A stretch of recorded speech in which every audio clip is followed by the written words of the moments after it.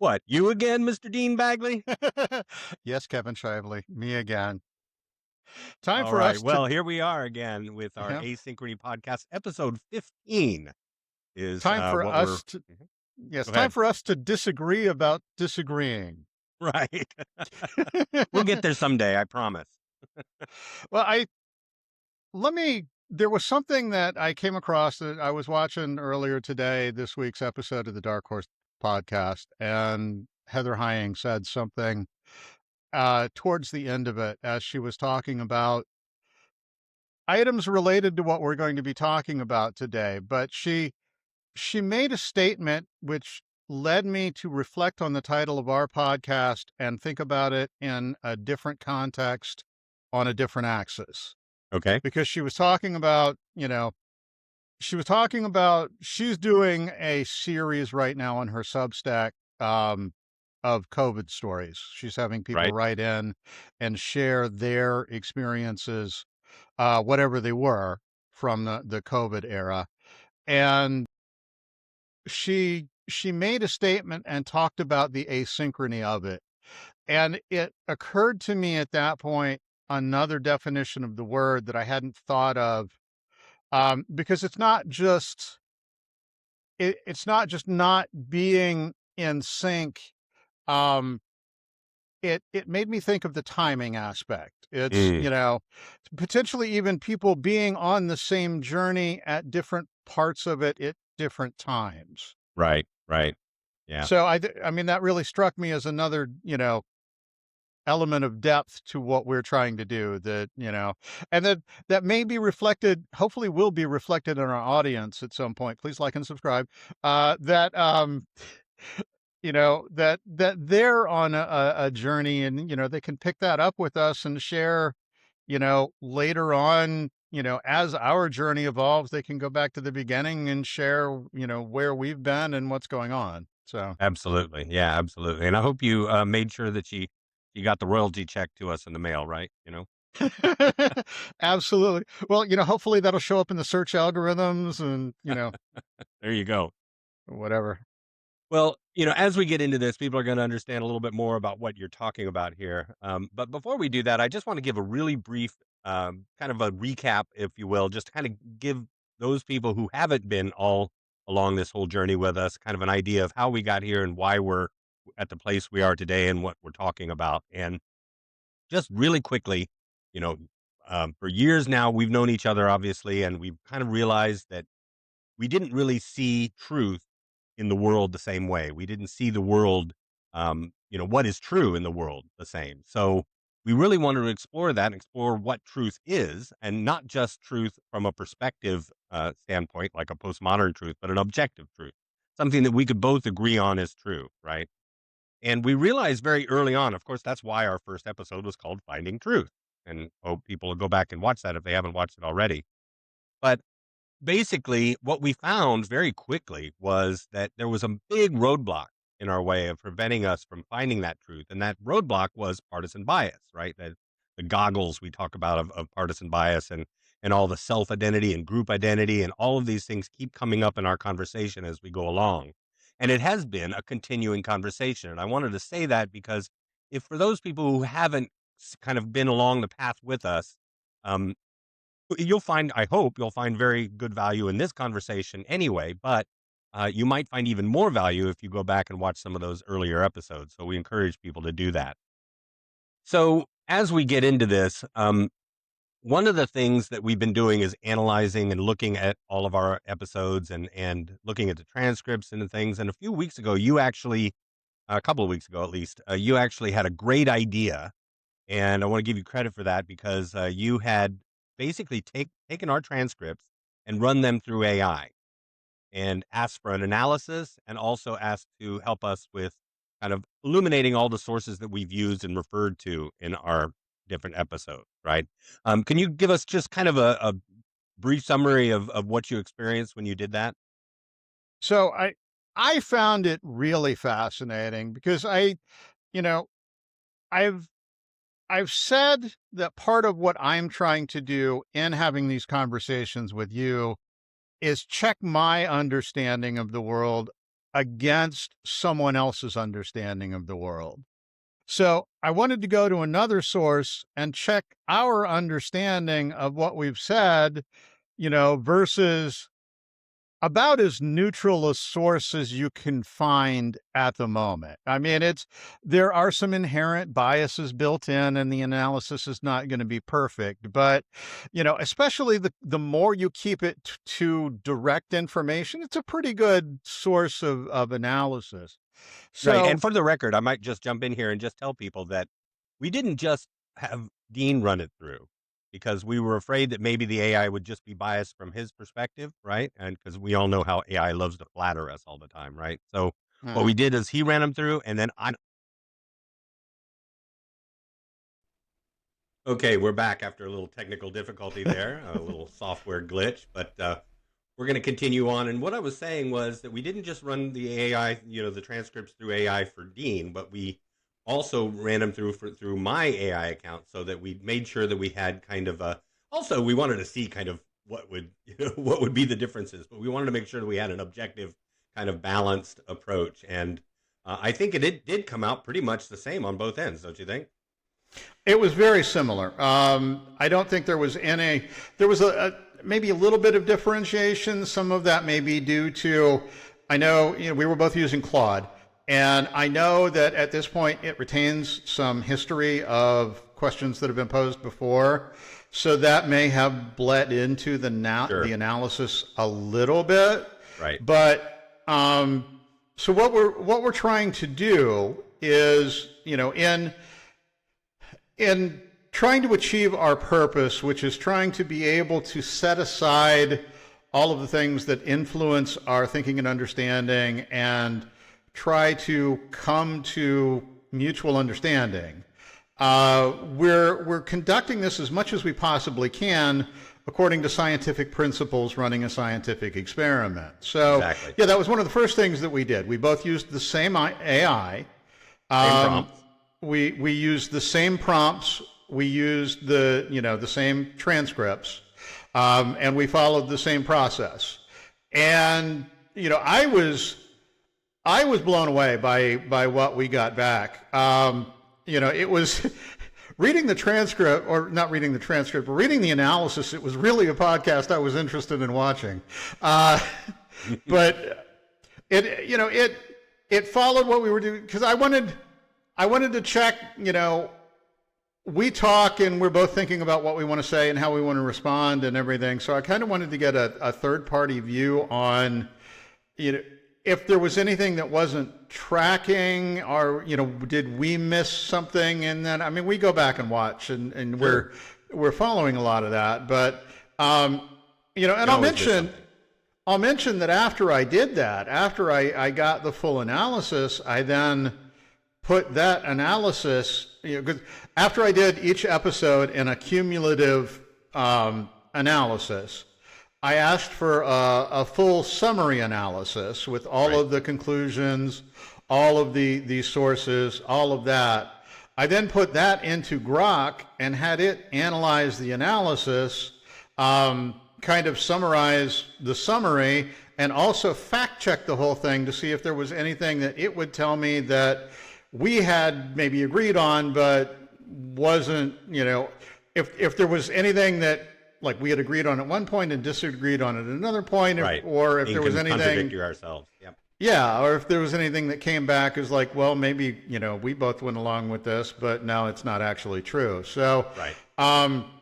and, I was pleased in the fact that when I did that, it came back with the analysis that no, there was nothing that wasn't, factual in there. So, Right. Right. you know, Yep. that's not to say that we're still not saying that we can't have gotten things wrong, but Oh, we've no. done as much due diligence as we can to try to catch that. And had we found anything, we would be acknowledging that at this point. Exactly. Exactly. And one of the things that it kept coming up with, very early on, I mean, maybe even the first episode, was it kept saying, "Oh, and you guys really should talk about this whole issue with healthcare and vaccines, and even COVID specifically," right? I mean, because we kept alluding to it in certain ways, and kept saying, "This seems like something you guys are going to have to hit on at some point," right? Yeah, it's like, they had brought up the subject of COVID and then deferred, and that made sense. And, and then the next time we did it, it's like, and they brought up the subject of COVID and they deferred like they had before. Eventually, that's, that's going to need its own episode. Right, exactly. It's like, get to it, boys. Yeah, it kind of got a little more insistent that this is something that we need to talk about. So right. It's about to get real. Yeah, exactly. However, you do have some caveats that you wanted to kind of preface our conversation with, right? In terms of epistemology and what this conversation is really about. Yeah, there were a couple of things. I mean, the epistemology is something that I wanted to introduce for a while. And for those who aren't familiar with the word, and I wasn't when I got started, it means how do we know what we know? So especially analyzing something like this, it's a very important concept they're going to need to keep in mind, because everybody's basing things on what they think they know, and you need to think about how you know what you think you know, because we need to compare and contrast how we know what we think we know. So what I wanted to point out here is the process that I've followed in trying to learn, and compare that to kind of what we understand about the process of learning.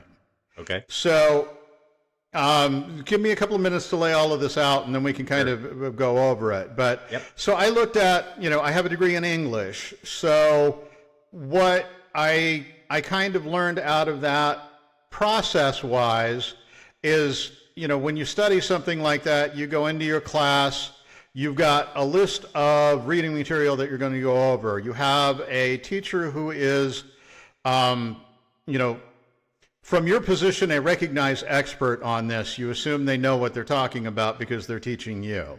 You hope. So they give lectures on the reading material that, you're going to be going over. They'll highlight quotations and segments of that, to make points on greater points and broader points that are thematic in the work. Your expectation is to read that, it's a primary source material. You're talking about, this source, although it can bring in other primary source materials that you can be expected to know or are related or whatever. So one of the parts of that process is the teacher tells you things that you're going to find in this work.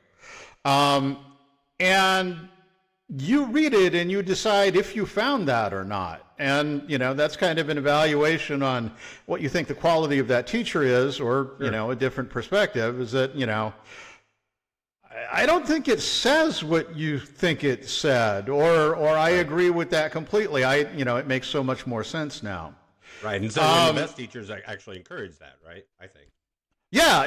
In a good class, you'll have a discussion about that afterwards, and you'll have people with differing perspectives, and you'll come away with a lot broader understanding of whatever it was that you just read by being able to see it from multiple different perspectives, which is kind of, again, what we're doing here.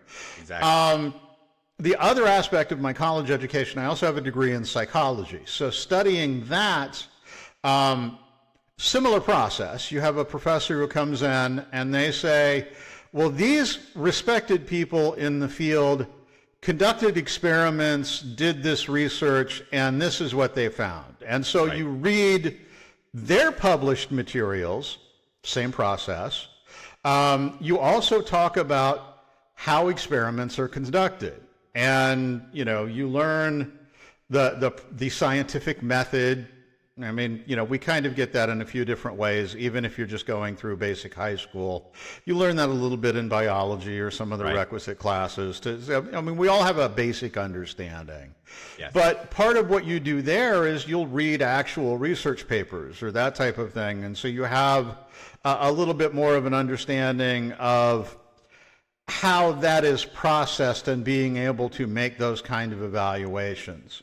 Right. So the reason that I point all of that out is that we now have resources that, so far up to this point in history, what we've said basically is that if you go through that process, and it has ideally an evaluation process where your knowledge is checked, exams and that type of thing, to confirm your understanding, and then you are credentialed to where the institution says, you understand that enough to where we're going to commit to saying that you understand that. Exactly. Yeah. So it's very directly related to the conversation we're going to have today. Yes. Yeah. So that's the credentialing process and why it's important. But we also have tools available at our fingertips at this point that allow us access to the entire body of collected human knowledge throughout entire history. Yep. So I would like to point out the fact that it is possible for someone at home to take the same approach. Right. When, I had mentioned, I brought up, kind of my guru through the initial part of this being James Lindsay, and why I appreciated him so much in the beginning as I was trying to understand the world, is his methodology was he would take primary source material that he had found relevant to a current situation and read it on his podcast in entirety, right, and do commentary on it. Right. And so what I did, it was like, okay, I find that very valuable. And then I would go back and read for myself that same primary source material to see if I found the same thing that he did. Right. So, perception is going to be colored a little bit at that point because I've gotten some commentary on explanation. He's tying in things that I may not have come up with yet, but it confirmed an understanding for me that at the very least, when I read this, it says exactly the same thing as the quotation that he had given me in his explanation. Right, right. And greater context to verify the fact that that quotation wasn't truncated and taken out of context to make a point that was different from the point of the initial initial material. So, that was kind of the approach that I took, and I feel like that's something worth pointing out, not, to specifically justify my learning in this process, but that's something that anybody can do. Yes. There's a vast difference between watching, a 6-minute video of some guy on the internet saying something about something and watching full lectures of 7 different classes on a subject and, kind of getting a semi-solid understanding. Yeah, right. Yeah. You can watch a commentary on something and they may say something about something they have no idea about, and that could lead you in a wrong direction. But you can also watch videos on YouTube. Within the past year, I've replaced my garbage disposal, my mounted microwave, and my dishwasher, all by learning how to do that by watching videos on YouTube. Yeah, I think that's something that a lot of us have done now, right? It doesn't necessarily mean that we're experts and we can actually go out there and charge people to do it for them, necessarily. No, but it does. It does demonstrate sense of knowledge about it. Yeah, it does demonstrate that the average person with with a certain amount of intelligence and general knowledge can gain further understanding in something that they may not be credentialed in. So sure, absolutely. Yeah. Credentials are important, but you can't necessarily dismiss the opinion of someone who is not specifically credentialed by assuming that they don't know anything about the topic because they don't have that credential. Right. Now, and that's important both ways, and especially for this type of discussion when we start to talk about things like COVID or vaccines or things like that, or any kind of medical or any kind of scientific information particularly, because those are areas where we tend to think that they require, vast amounts of knowledge, and they do to some extent, but it doesn't mean that we can't get a good understanding, certainly much more of an understanding of these subjects if we're really interested and we explore them with discipline and properly. And that's one of the things that we want to talk about here too. Yeah, well, I mean, that we could never do before.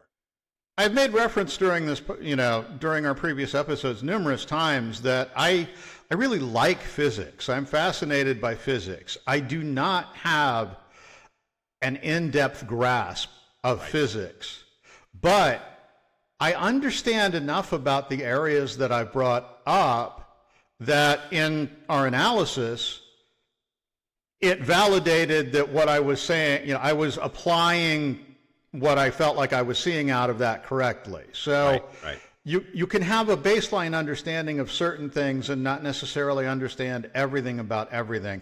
The other one little thing that I wanted to add on that too is another way to evaluate sources is to look at, what I described on looking at my sources. If you've got a source that corrects themselves when they make errors, that goes back as much as possible to primary source material and tries to explain that and tries to explain in detail what their reasoning process is, I feel like, that adds validity, potential validity to the credibility of that source. Now, it is still in your best interest to go back and check some of those things because you can get all of that and still have somebody that is telling you something wrong. But if, I've always appreciated, I mentioned in the first episode that one of the first people that I started looking at was Glenn Beck. And one of the things that I always appreciated about Glenn Beck, he's partisan. That's, that is an aspect of him, and we can set that aside. He's also very interested in his history, and he has the largest private collection of original primary source material from the Revolutionary War period. Right. And a lot of historical material from, so he would always, in the course of his history-based lectures, for lack of a better term, on things that he was going over, would source primary source material, actually holding up the real document. Right. And would always, at the close of his episodes, especially when he's talking about anything controversial, saying, look, don't take my word for it. Go look into this, check my work, do your own research. Right, right. So, and, that's really important to say that right now in this stage, right? Because, when we start to approach a subject like vaccines and COVID and all of the controversy, well, they're controversial now because we have differences of opinion that aren't really being properly hashed out. But when we start to approach those types of subjects, obviously we're going to try to turn to people who know more about it or we think know more about it than we do, right?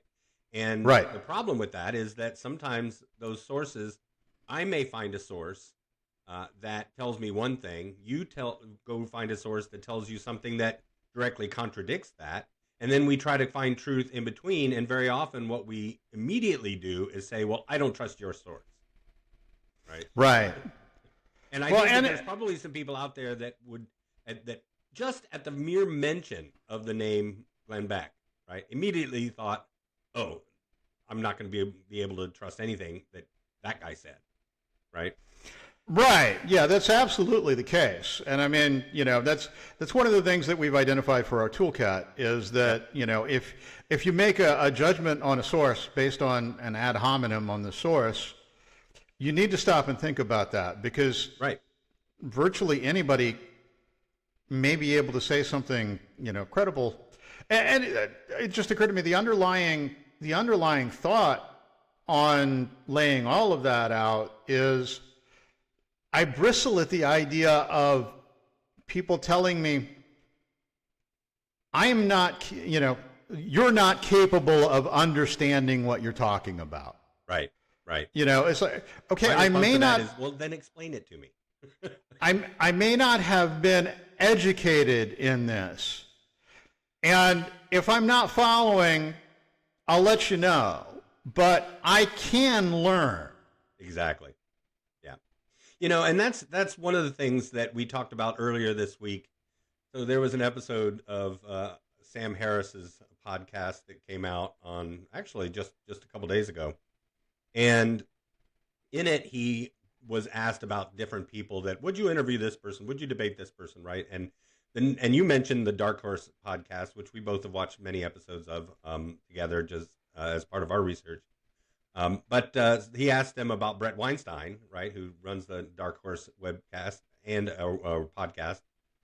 And Sam Harris's immediate response was, well, no, I wouldn't debate him because he's a crackpot, right? He's nuts. And I think everything that he says is crazy. And, that struck me because even if he's right, okay, even if he's right and everything that comes out of Brett Weinstein's mouth is false, which I would find hard to believe, then why not at least talk about it, right? I mean, I don't understand the part of not engaging. That's the part that bothers me the most. And it's because, I think some of the time people will say, well, we don't want to give oxygen to a dumpster fire, right? So Right. if it really is a dumpster fire, I mean, do we just ignore dumpster fires, right? Do we just let them burn, right? I mean, the better thing would be to engage and try to figure out, okay, well, is there a reason why this is on fire, or is it really on fire, or whatever, right? So let's find the truth in it.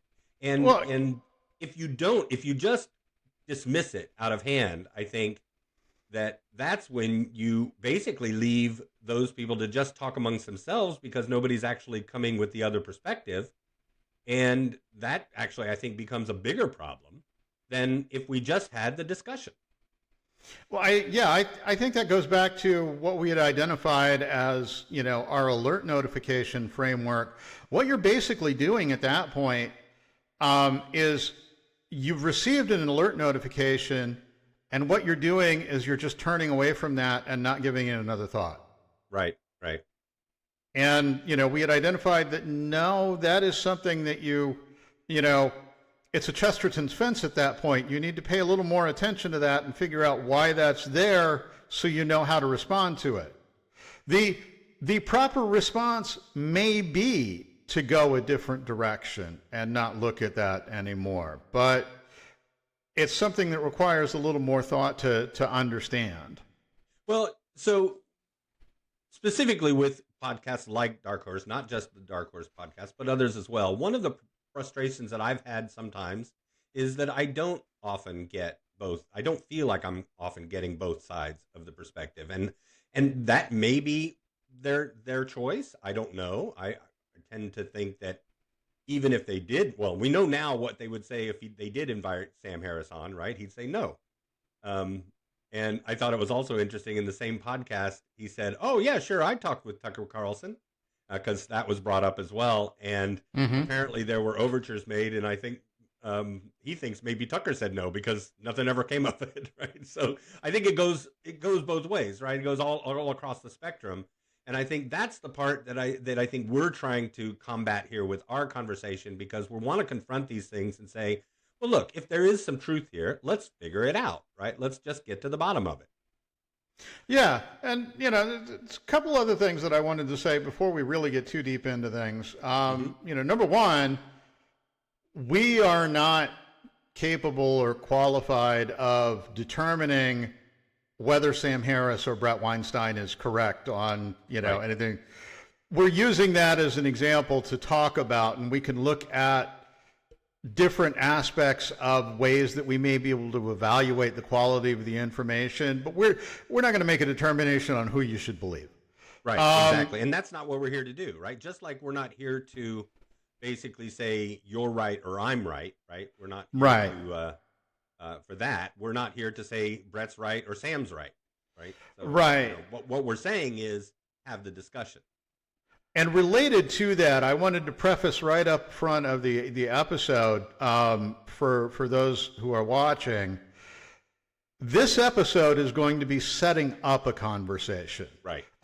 We are not necessarily even going to get to the point of exploring any of the issues that we're going to bring up in depth at this point, and we are certainly not going to get to any kind of resolutions this week. This is going to continue on next week and potentially longer than that. But yeah, and that's the nature of this podcast. Yeah. Yeah, as you had alluded to, this was something that has been identified on multiple fronts. That was something that we needed to ultimately address, and we felt like it was a good time to do that, because one of the other things that we're trying to do, through this, it identified that, the AI had identified that we have built a prototype anyway of a toolkit to use for analyzing information. And this is a good time to begin to apply that to different topics. And this is a good, the idea of vaccination and COVID more deeply are good things to start with, because we've got a little more, chronological perspective on that now. It still brings up a lot of feelings, but it's not something that we're right in the middle of now that's going to trigger people as easily into system one thinking as it would have 5 years ago. Right, exactly. And that's, one of the things like we've talked about in all of political deliberation that we've talked about and setting up that toolkit is we're trying to model how to have these conversations in a productive way, right? Because basically, there's not a lot of productive conversations going on some of these things. There's just basically a back and forth. There's just like ping pong, boom, boom. You say, I say, you say, I say, and no resolution ever gets because we don't actually have the same goal in mind in our conversation, right? Most conversations like this, if it's a couple of people, they're going to be presenting what they believe. Or if it's a debate format where and this is rare that you get people who have different beliefs that are coming in to have a conversation in the first place.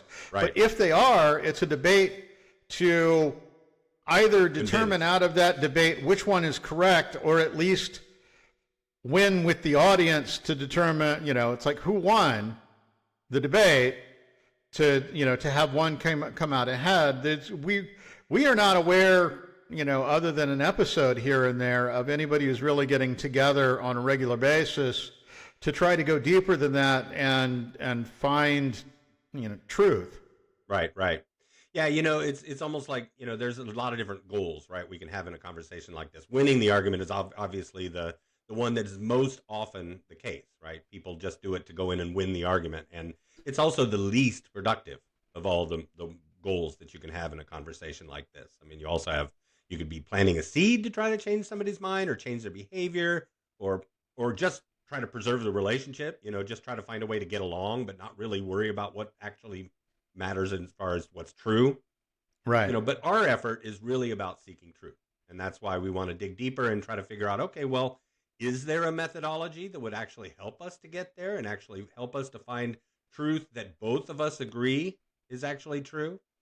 And so that led me to kind of outline some different methodological, if I can say the word, methodological options to be able to get there. And what I came up with were 7 of these. And I want to kind of go through these if we can and just talk about them. A few we'll probably want to dig into more detail. Some of them are just pretty obvious. The first one we've kind of already talked about a little bit, and that is that starts with the structure of the argument and not focus on the source, right? Mm-hmm. I mean, exactly. We want to examine the logic and the evidence and not necessarily even consider where it came from, because that can introduce an immediate bias already that closes us off to some potential truth. Right. And I mean, that also reflects something that I've said a couple of times is when you're doing that, I think it's most productive, like you said, to start with the structure of the argument. You don't consider the source. You don't initially begin by considering the substance. You look at the structure first, and that will give you an idea of how to weight that information. Because if you see something that's presenting a straw man or that's doing an ad hominem, or, it's like, okay, well, that lacks logical rigor in its presentation. So, maybe I should take that with a grain of salt. Exactly. Yep. So, and by the way, these are not in any particular order, okay? These are all just different methods that we can apply to try to address something like vaccine efficiencies or whatever, or safety or whatever you want to talk about regarding any issue like that.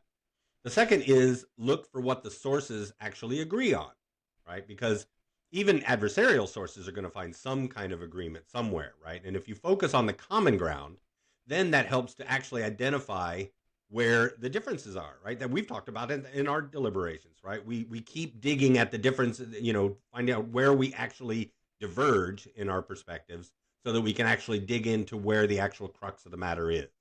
Well, yeah, that goes back to the initial AI query that you had shared that we've referenced numerous times that indicated that in order to really understand the division, you need to trace that back to where the two parties diverge. Exactly. And that usually it's an assumption that it's one place and it's not there, it's somewhere else. Right. And I mean, it also goes back to the analogy that I had made of the transparencies on the map. I mean, you got to dig down to, it's like you said, you have to go down deep enough to find the last one that you agreed on, so then you can start to analyze everything up from there before you get back to a conclusion. Exactly. Now, the next one is really pretty basic. Probably don't have to say much about this. And you kind of, again, alluded to our ability to do this now with all the available information at our fingertips, and that is just to work together, to go upstream together, to trace the claims back to their primary sources, right? And you talked about that with Glenn Beck as well. So then another is to basically make sure that you're applying the same skeptical standards symmetrically, right? So that you apply, if you have one on one side, you want to make sure that you're applying that same standard to the other side as well, so that you really have a true comparison. So this one I think we want to talk about a little bit more, and that is distinguishing different types of claims. So if somebody comes out and says, I have a claim about COVID or whatever, and here it is, and first of all, we want to make sure that we know what type of claim they're making, right? It could be a factual claim, right? They're making a claim about a fact, something that they say is true. It could actually be an interpretive claim, right? It's something that kind of is presented sometimes like a fact, but it really is something that they're interpreting from some fact or something that they have found, right?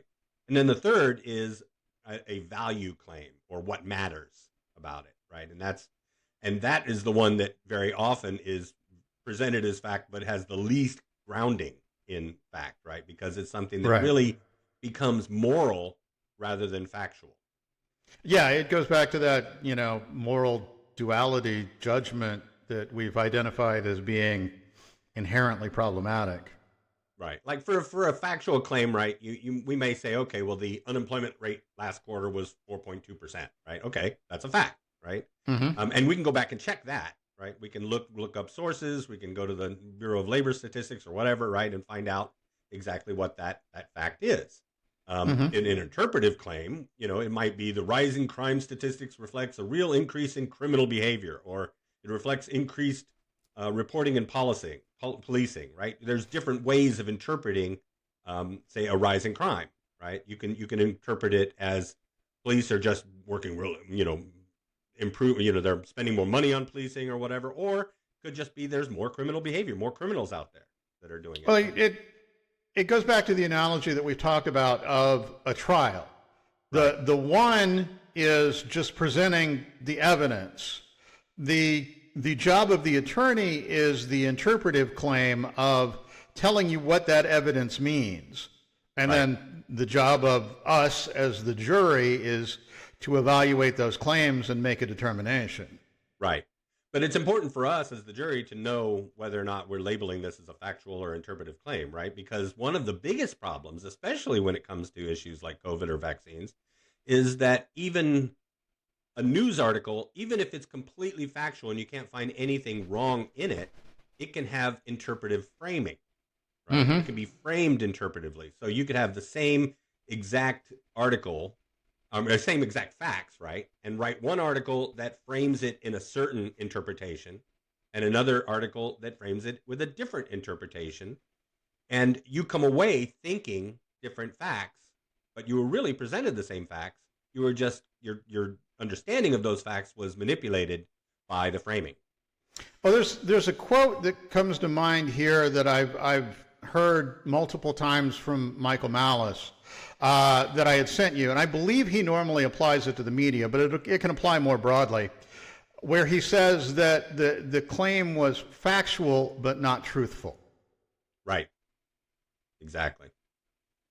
And then, of course, the value claims, that's the one that's, I think, most problematic, right? Because Yeah, that again, is the moral judgment. Yeah. yeah, we're getting into moral judgments, and we talked last episode about the moral foundations theory and how the very basic concept of moral psychology is that intuition comes first, right? Intuition is the elephant, as Jonathan Haidt says, and the reason is the writer that then kind of tries to make reason or sense of what the intuition is, where the intuition is leading us, right? Well, and that's very important to understand because that goes into the analysis of is versus ought. Right. That is the is. Yes. That people are going to react that way. So you have to be aware of that before you can interpret or work with that or try to change any of it or anything like that. I mean, you have to know the starting point. Right, exactly. And the problem with those types of claims are that they can't really be, you can't falsify them by evidence, right? You can't prove it wrong in a sense. I mean, there are things like individual liberty means more than collective safety. Well, how are you going to prove that with facts, right? I mean, that is a value judgment based on our personal moral values. Yeah, I mean, the only way to do that would be to find, and there is research done in this manner, is to then look at real world examples and try to analyze that through some framework. But yeah, your results on that are going to be weak kind of at best. Right, exactly. And then the last two here, next one is use adversarial collaboration. Now that's a long way of saying steelman the other person's perspective, right? Try to use what we've said many, many times in our podcast talking about Rappaport's rules, right? Try to repeat back to the other person their perspective in a way that they would say, oh, I wish I had said it that way. Right. Right. Kind of the opposite of straw man, right? Yes. And then the final one, I think, and this is one that I really had to think a lot about because this is one that is very uncomfortable, I think, for a lot of people. And that is accept calibrated uncertainty rather than forcing resolution, right? I mean, it's sometimes the most honest thing we can say is, you know what, neither of one of us is going to be able to come to a full agreement on truth here because we don't have enough understanding. We don't have enough information. And almost like we've used the term in our conversations of let's put a pin in that, right? And get back to that. That's where we say, well, we don't have enough there. It's okay to say, I don't know, right? That's something that I think a lot of people find hard to say sometimes, especially when you're in a discussion of this type and especially if the idea and the goal is to win the argument. I mean, if the idea is to win the argument, that's tantamount to surrender, is it not? This entire conversation today is an example of playing that out because, as you pointed out, we've penned this topic 3 or 4 times at this point.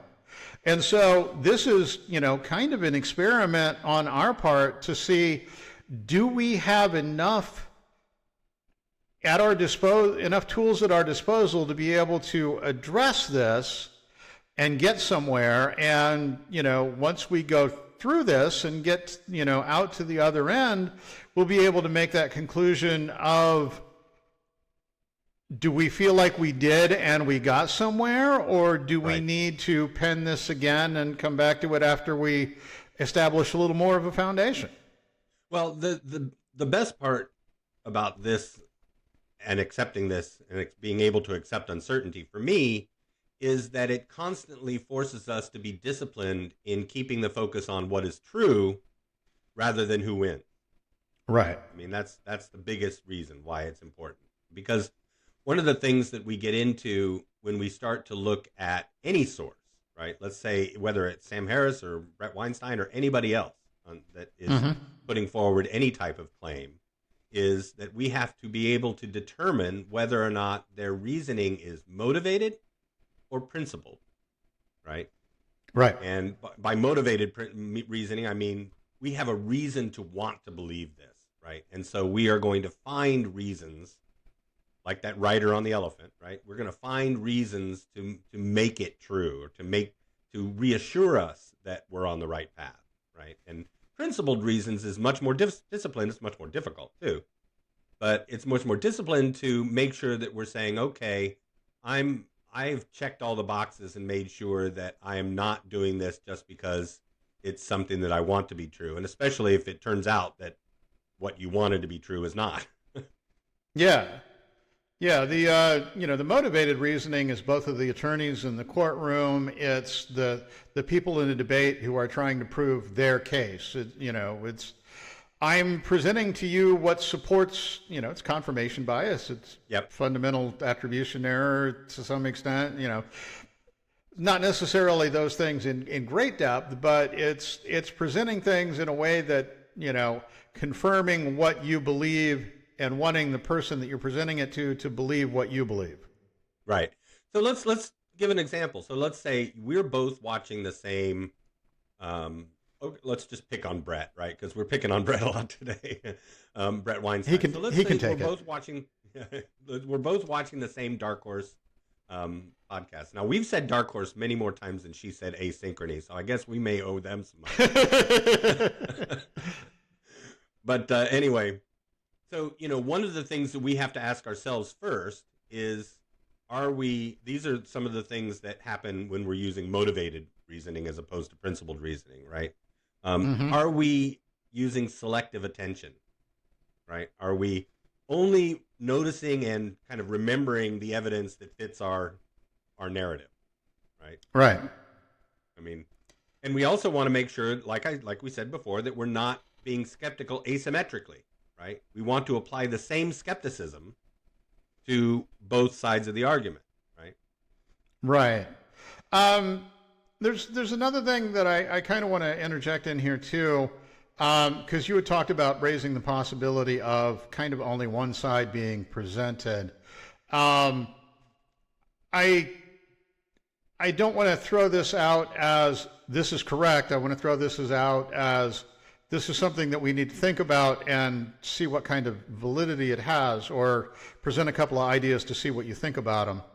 So we have talked about the fact that we can identify that there is an Overton window of kind of accepted ideas that the things that are accepted in the conversation, right, as valid parts of our discussion.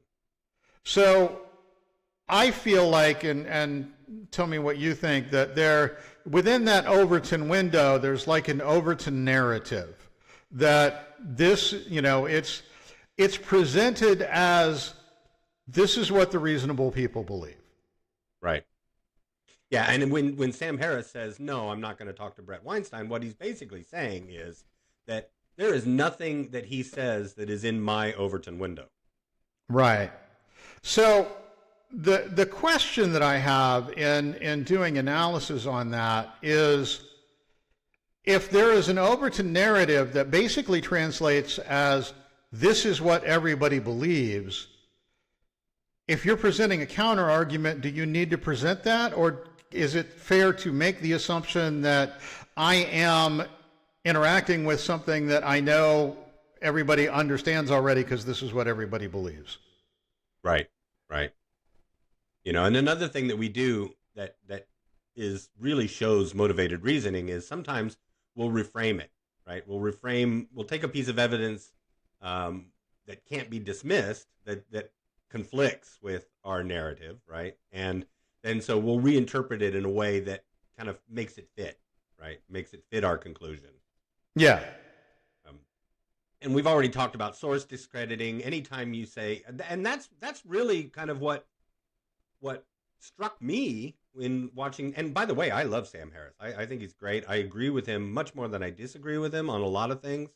But this really struck me is that, he was basically just discrediting the source outright and not engaging with it at all. And to me, that was a bit disingenuous in a way, because it's basically saying that I don't want to even entertain the thought. And that to me is it basically conflicts with one of the things that I think you have to have in going into these type of conversations, and that is humility.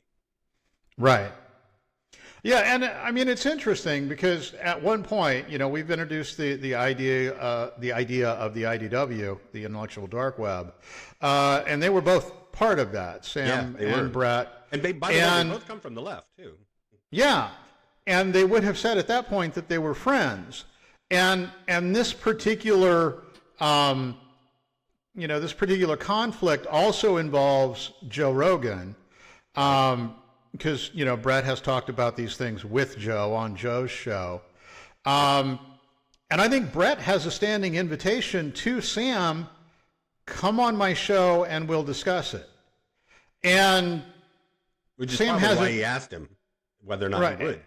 And Sam and Joe, people have asked Joe, was like, would you have Sam on? And because like they were all friends, and Joe's like, I would love to talk to Sam. I really like Sam, but the condition that I've given him is that if we're going to do this, he's going to come on and he's going to debate somebody like Brett.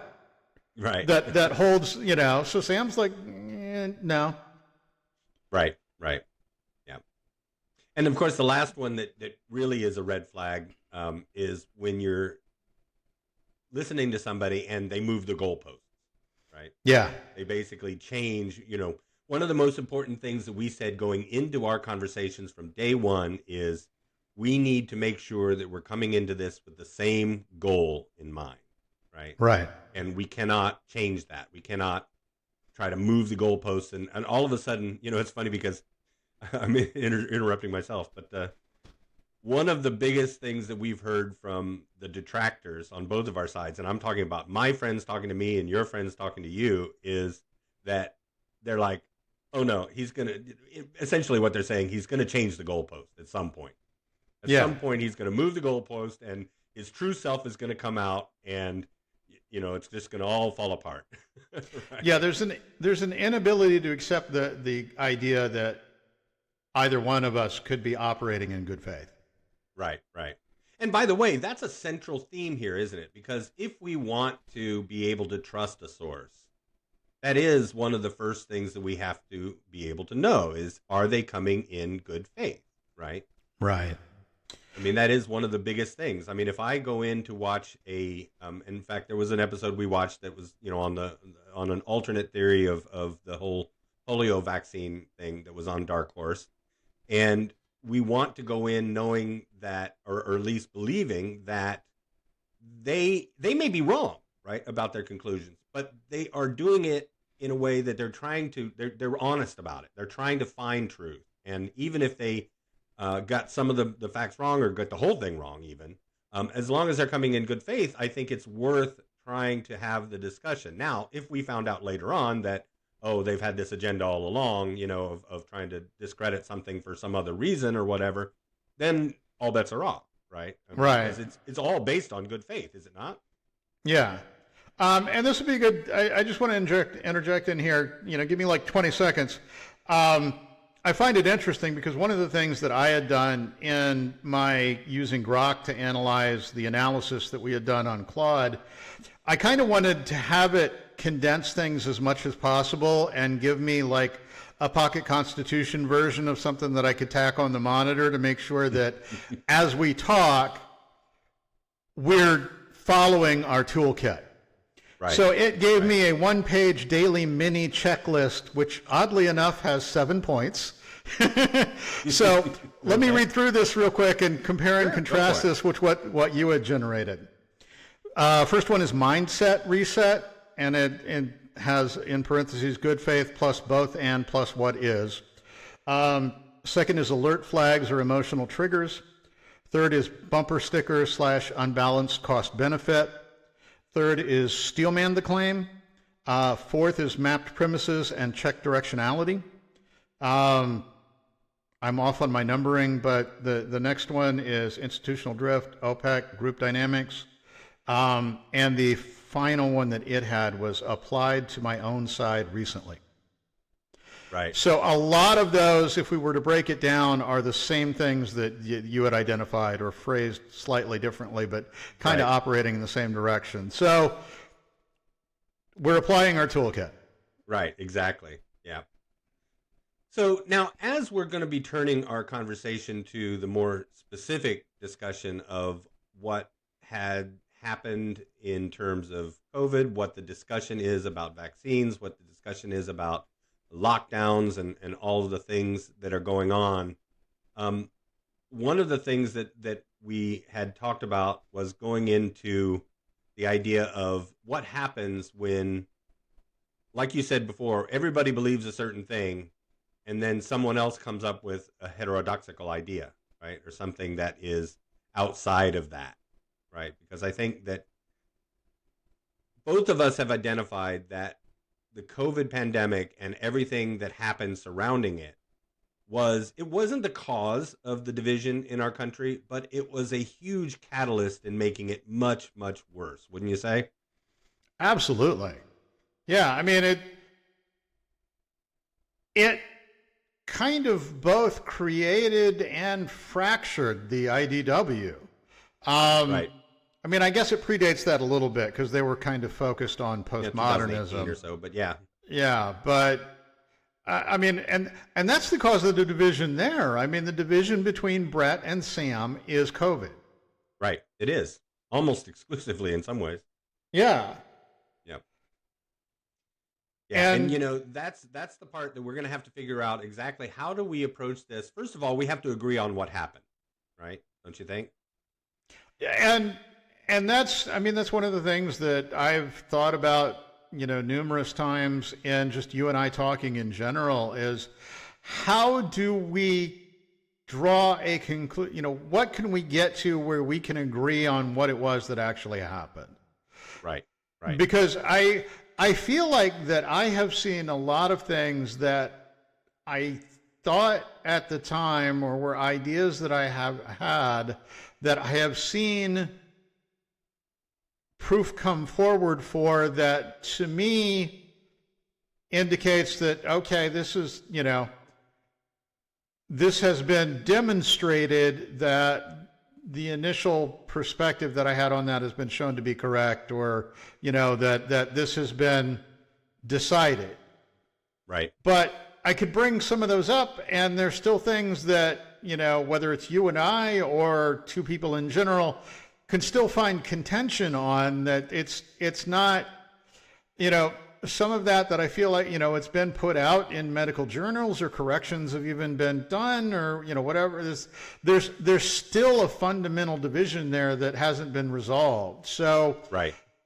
that kind of led me to the, the thinking that we've talked about. Is like, well, so let me look at that as, this is the information that I've been presented. What's the conflicting information that somebody else has been presented? And how do we evaluate that to kind of, draw a mutual conclusion from that information?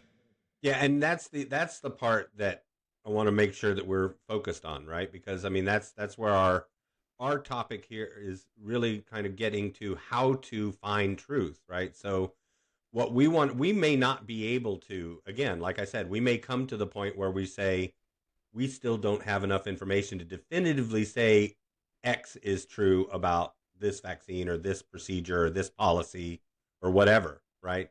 But we can at least find a way to get there eventually, right? We can stay on the right path of making sure that we're not basically sending each other off on tangents that don't lead anywhere, or continue to cause division and distress, right, in terms of our being able to discuss these kind of things, or getting to a point where we just say, no, I'm never going to talk to him about that again.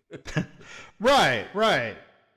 Yeah, no, and I don't, as we've talked about this, in preparation for this week and in preparation for going on with it to get more into the meat of things, we keep coming back around to that, as, we need to make sure that, and we're both self-checking, that, to Right. make sure that we're keeping pointed in the proper direction, that we're able to consider whatever information, we come across, and think about it rationally and evaluate it and consider the possibility of whatever it is, could this be correct?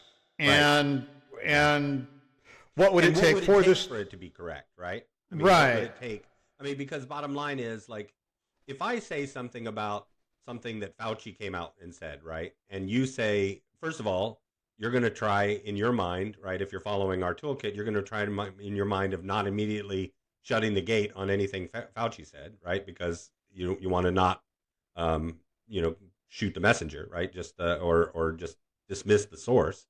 But at the same time, we want to have a framework so that we can say, okay, well, I see where he was why he was saying what he said, or what he was saying. Maybe we first have to agree on what he was saying, right? Yeah. But then we also have to then say, okay, well, why would this be true, or why would this not be true? And also, what would it take if I disagree with what he said, or if I disagree with the policy that he's recommending?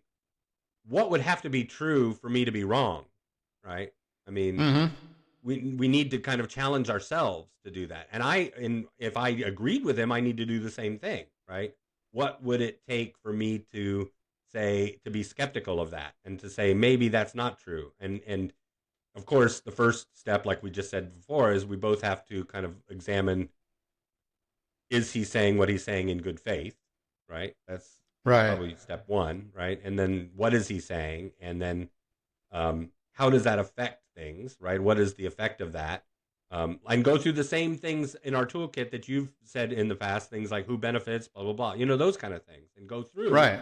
the list and really try to address these things, because I don't know of any other objective way to get to the truth. Do you? No. And I mean, specifically on the case of Fauci, one of the things that we're going to need to look into, because what I've seen in the discussions of him is that, we have a body of material at this point. We have what he said publicly as, an administration official, as, policy and that type of thing. But then we also have a tremendous number of his personal emails to colleagues and that type of thing that people have cited as evidence of him saying one thing publicly and saying something else completely privately. So, then you have to Right. And if evaluate. we find that to be the case, then we have to Uh-huh. explore the reasons for that, or even, first of all, we have to verify it, but we also have to find the reasons for it, why that would be the case, and whether or not, how that needs to be evaluated, right, and how that Right. needs to be judged ultimately. Yeah, and I mean, I think on the surface discussion where that's broken down is that I think a lot of people at that point just dismiss, they take the press release and they dismiss the emails, and it's like, that's, somebody made that up, that's not real, or whatever. Right. So Yeah. yeah, I mean, And we're going to have that discussion. We'll just want to make sure that what we're doing is completely factual and verifiable, right? And that's the way it is with everything that we talk about, right? absolutely, yeah. I mean, that's we wanted to set the stage and begin to lay out what we would need to be able to have this type of, of conversation on an extremely contentious topic, and see if we've done enough work to be able to get somewhere on something like Right. this. Exactly. Because I think, ultimately, I think one of the reasons why we're not just doing this just to do an hour-long teaser, right? No. We're doing this to be disciplined. We're trying to do this in a way that makes sure that we're not jumping the gun and trying to jump 2 spaces ahead before we're actually ready, right? And we want to make sure that we set the ground rules so that as we go, we can hold each other and hold ourselves to those ground rules, and make sure that we're actually looking for the truth again, and not just trying to prove the other person wrong. Because I think we can both agree that we both have certain kind of what I called, we've talked about system 1, system 2 with Daniel Kahneman, and thinking fast and slow and all that, and that's been a big part of our conversation. But one of the things I've been thinking about, and I mentioned this to you earlier, is that we both have, and I think all of us have, system 1 or presets, right? We have these kind of Yeah. ready to go presets where we can just hit a button and boom, system 1 reacts to that. And what we want to do is make sure that we're kind of getting beyond that and not allowing that preset to control the discussion. Well, it relates to the Jonathan Haidt conversation that we had last time, where, the aspect of that is that, the intuition, the instinct, and some people have different things there. I mean, you had identified Right. that, he was saying that broadly people on the left use a narrower set of, of axes to evaluate things than broadly people on the right do as a default. And just to recognize, again, it's the is versus ought, to recognize that may be our starting point. So you have to, and I think this is one of the things that he mentioned in his research, that if you're trying to have a discussion on that, you need to identify the axis that you're working on and maybe reframe your point so that it's on that axis, so that you can make sure that you're talking about the same thing. Yeah. Yeah, that we're on the same axis, exactly. And, and by the way, I want to say that I'm not making any kind of value judgment about the System 1 process, right?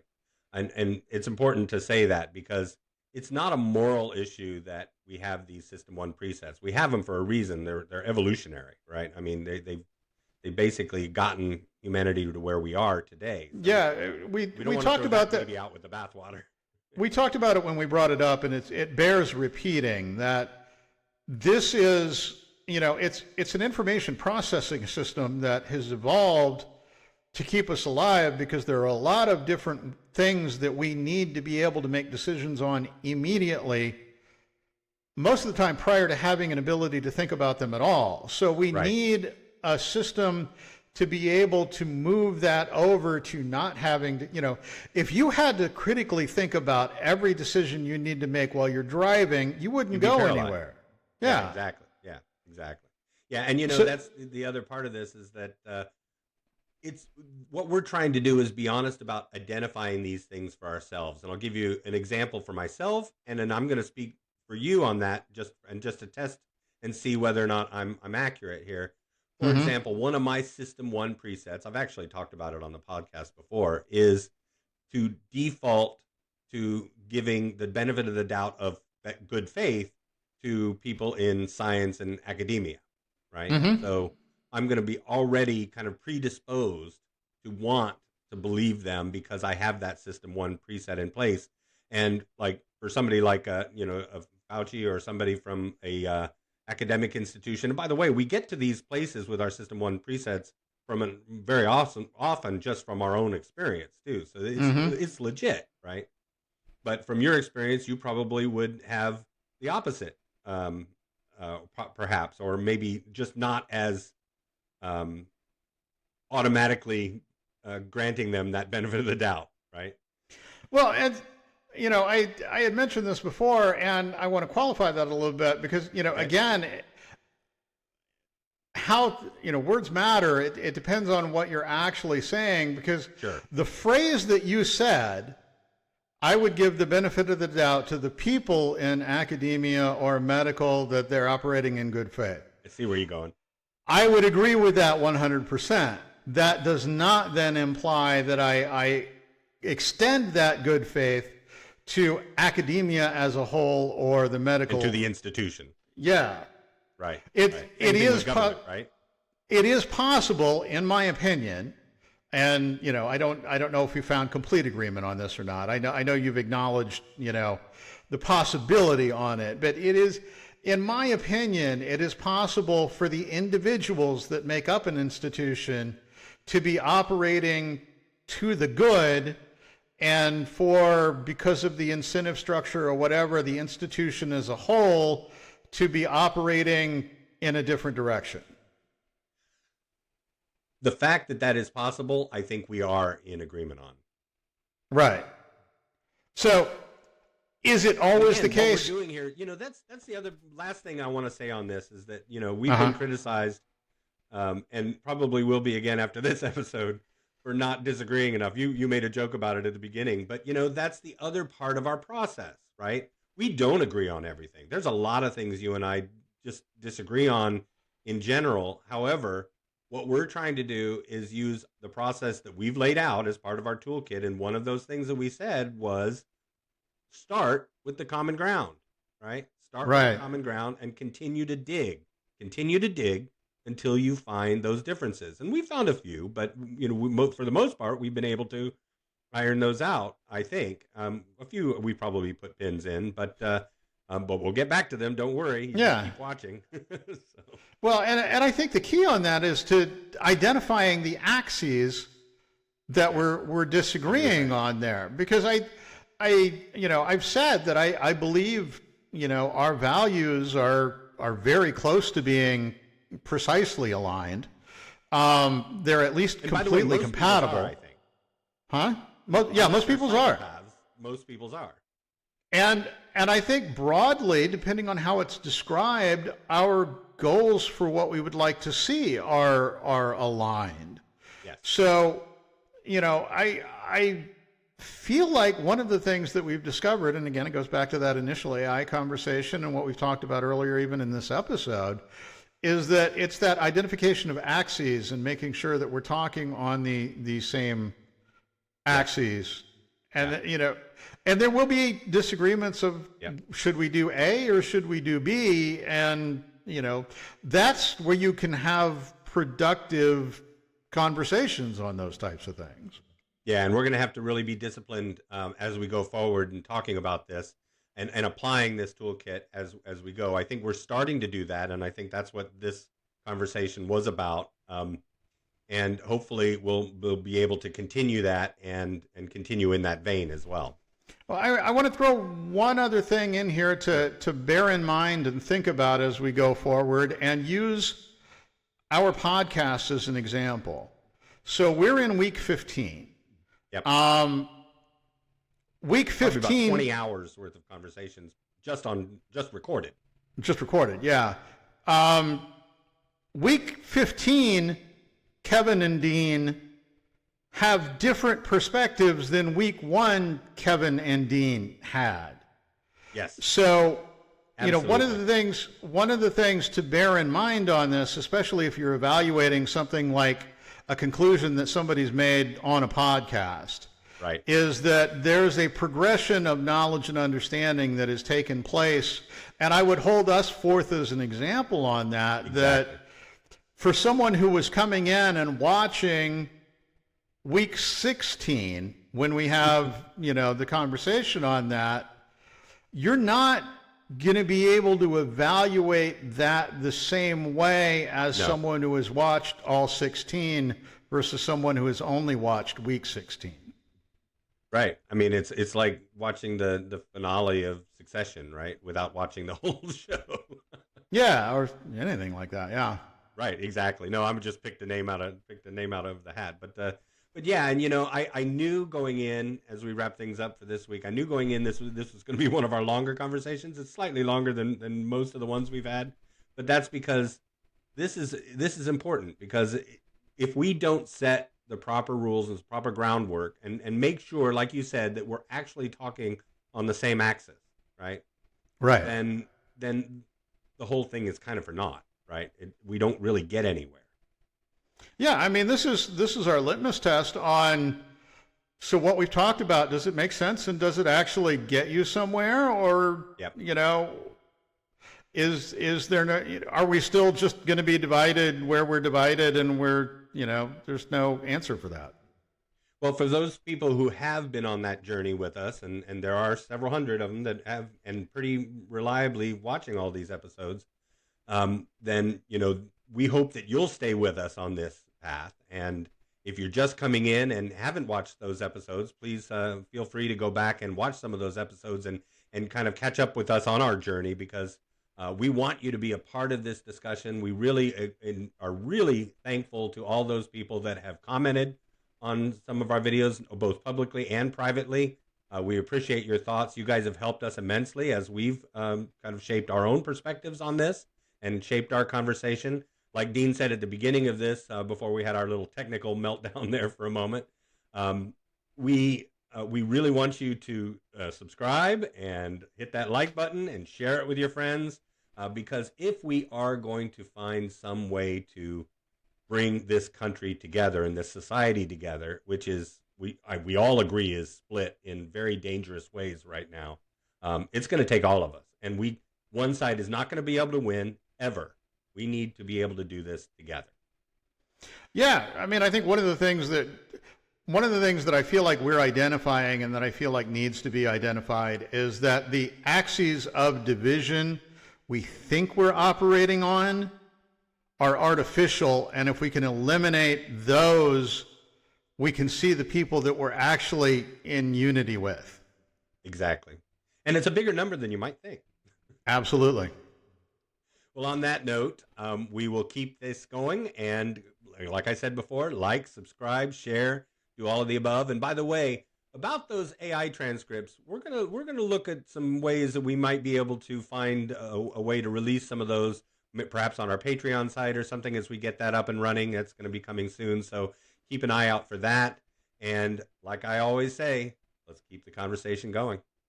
Yeah, and we're going to continue to do those and continue to use that as a check and a backstop to make sure that we're putting our money where our mouth is. Yeah, we're following what we're saying, practicing what we preach. So yeah, we'll keep the conversation. This is for us. We did this primarily initially for us, but because we wanted it. We wanted to figure it out, right?